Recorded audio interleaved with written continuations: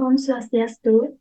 Perkenalkan, saya Kadek Galuh Indah Karismayanti, NIM 1915091051 dari Program Studi Sistem Informasi di Universitas Pendidikan Ganesha. Pada kesempatan kali ini, saya akan mempresentasikan hasil penelitian skripsi saya yang berjudul Evaluasi Tata Kelola Teknologi Informasi berbasis Framework COVID 2019, Studi Kasus UPT TIPD STAN Puputuran Singaraja. Pada penelitian saya ini dibimbing oleh kedua dosen pembimbing. Dosen pembimbing yang pertama yaitu ada Bapak Igusti Lanang Agung Raditya Putra, SPDMT, dan dosen pembimbing kedua yaitu Ibu Igusti Ayu Agung Diatri Indah Dewi, Eskom MT. Latar belakang. Teknologi informasi adalah penggunaan teknologi seperti komputer, elektronik, dan telekomunikasi untuk mengelola dan mendistribusikan informasi dalam bentuk digital. Nah, penerapan teknologi informasi dalam perguruan tinggi dapat membantu meningkatkan efisiensi, kualitas pembelajaran, manajemen, dan pengalaman mahasiswa.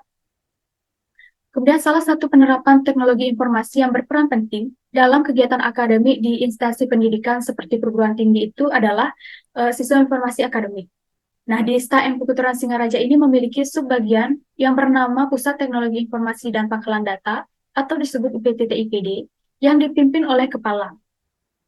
Unit Teknologi Informasi dan Pangkalan Data ini mempunyai tugas membantu secara online situs STAN Puputuran Singaraja, Dikti, dan situs-situs lainnya yang berhubungan dengan kepentingan STAN Puputuran Singaraja dalam rangka memperoleh informasi penting yang dibutuhkan secara cepat.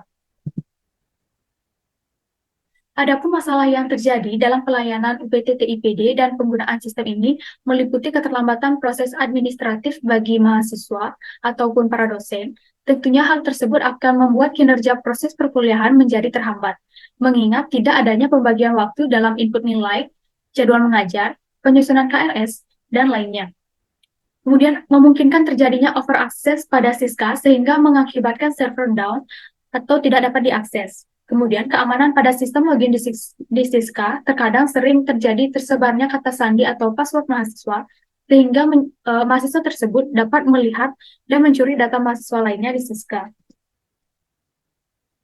Adapun dua rumusan masalah. Yang pertama, bagaimana hasil evaluasi tata kelola teknologi informasi pada UPT TIPD STAN Puputuran Singaraja berdasarkan COVID 2019.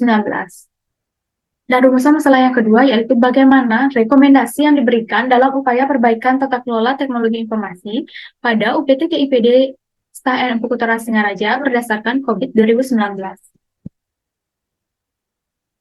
Tujuan penelitian. Di sini ada dua tujuan penelitian. Yang pertama itu untuk mengetahui tingkat kematangan tata kelola teknologi informasi pada UPT TIPD STAN Puputuran Singaraja berdasarkan COVID 2019. Dan tujuan yang kedua itu untuk memberikan rekomendasi dalam upaya perbaikan tata kelola teknologi informasi di UPT TIPD STAN Puputuran Singaraja berdasarkan COVID 2019.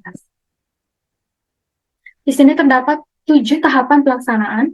Yang pertama ada inisiasi, kedua planning the assessment, yang ketiga briefing, yang keempat data collection, yang kelima data validasi, yang keenam proses attribute level, dan yang terakhir reporting the result. Tahapan pertama itu inisiasi. Inisiasi yang telah dilaksanakan yaitu pengumpulan data atau informasi terkait permasalahan yang ada di UPT TIPD STAN Puputuran Singaraja. Yang diawali dengan observasi. Observasi ini dilaksanakan pada tanggal 18 Januari 2023 dengan mengamati dokumen rencana strategis STAN Puputuran Singaraja tahun 2020-2024 dan struktur organisasi. Nah, observasi ini bertujuan untuk memahami bagaimana organisasi STAN Puputuran Singaraja selama ini dijalankan. Kemudian melakukan wawancara. Wawancara dilaksanakan dengan staf UPT TIPD, yaitu dengan Bapak Gede Teguh Heriawan Eskom Empong, dan Kepala UPT TIPD yaitu Bapak Ikade Hengki Primayana SE MPD. Selanjutnya dilanjutkan dengan studi literatur. Nah, studi literatur ini dilakukan dengan cara mencari sumber materi dokumen penelitian baik dari e-book, jurnal, skripsi, dan penelitian-penelitian terdahulu. Kemudian proses pemetaan atau mapping COVID 2019. Yang pertama itu ada pemetaan tujuan STAN Puputuran Singaraja dengan Enterprise Goal COVID 2019. Yang kedua, pemetaan Enterprise Goal ke alignment goals. Dan yang ketiga, pemetaan alignment goals, governance and management objective. Kemudian, setelah melakukan pemetaan enterprise goal dengan alignment goals, maka dapat diambil kesimpulan untuk domain yang sesuai dengan permasalahan yang ditemui dari observasi awal dan wawancara dengan Bapak Ikade Hengki Primayana dan Bapak Igede Teguh Heriawan, yaitu terdapat 5 domain yang terpilih. Yang pertama ada EDM 04, optimalisasi sumber daya terjamin. Yang kedua ada APO 07, sumber daya manusia yang dikelola. Yang ketiga ada BAI 04, ketersediaan dan kapasitas terkelola.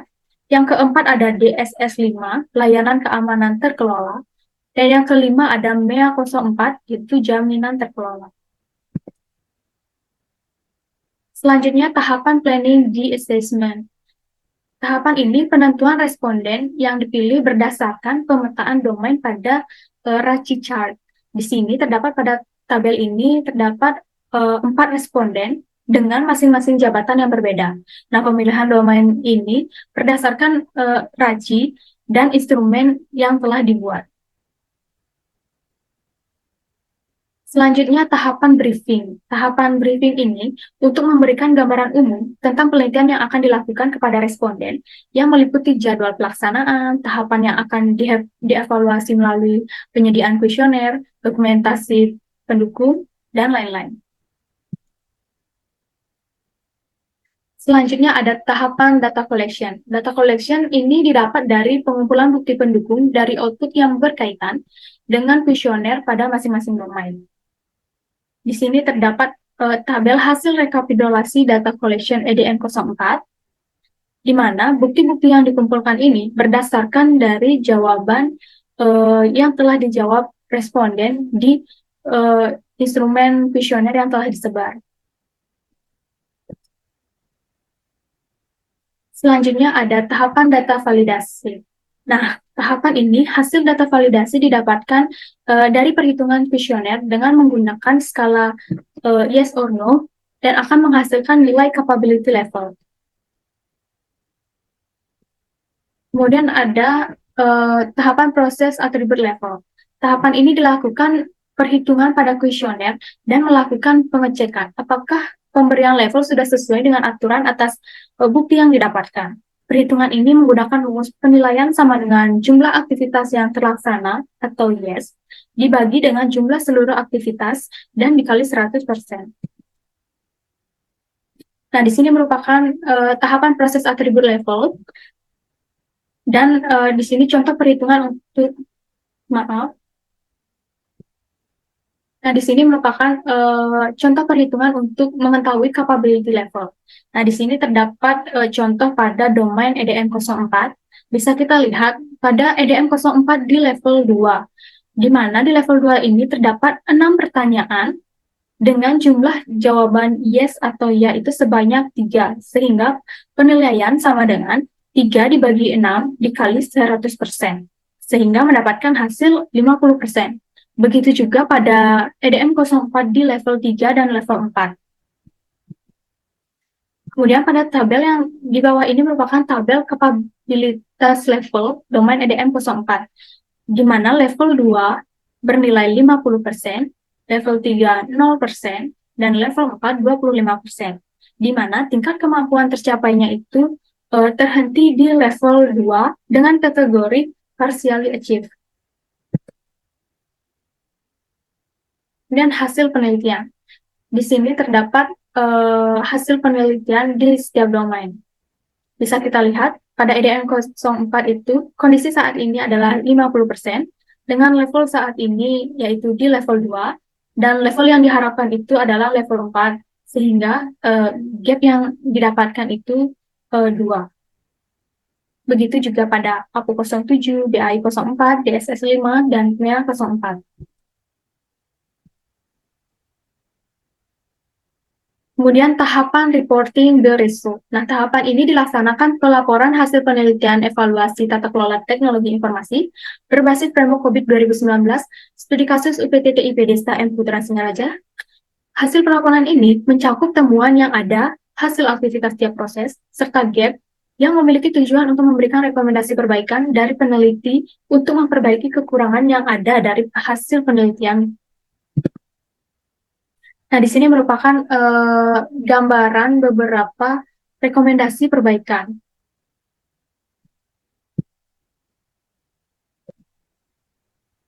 Kemudian kesimpulan. Kesimpulan yang pertama itu, hasil evaluasi tata kelola teknologi informasi pada UPT TIP Desta M Puputra Singaraja berdasarkan COVID 2019 menunjukkan bahwa tingkat kapabilitas untuk domain EDM 04, APU 07, dan MEA 04 itu berada pada level kategori partially achieved. Kemudian tingkat kapabilitas dengan kategori not achieved diperoleh pada domain BAI 04. Kemudian tingkat kapabilitas dengan kategori large achieve itu diperoleh pada domain DSS 5.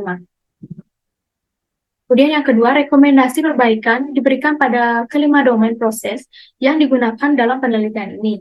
Karena belum ada yang mencapai kategori fully achieve, di mana domain EDM 04 ini memiliki 9 rekomendasi perbaikan, domain APO 7 memiliki 28 rekomendasi perbaikan, domain DAI 04 memiliki 22 rekomendasi perbaikan, domain DSS 5 memiliki 32 rekomendasi perbaikan, dan domain MEA 04 itu memiliki 20 rekomendasi perbaikan.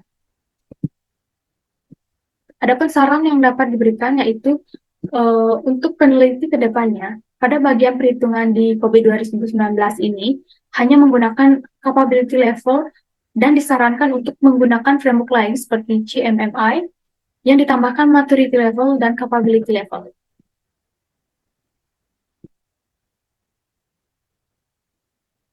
Dan yang kedua, untuk peneliti ke depannya, sebaiknya memastikan tempat atau objek penelitian skripsi bersedia dan kooperatif saat proses evaluasi tata kelola teknologi informasi agar peneliti nantinya pihak responden bisa memberikan bukti pendukung yang tepat dan sesuai.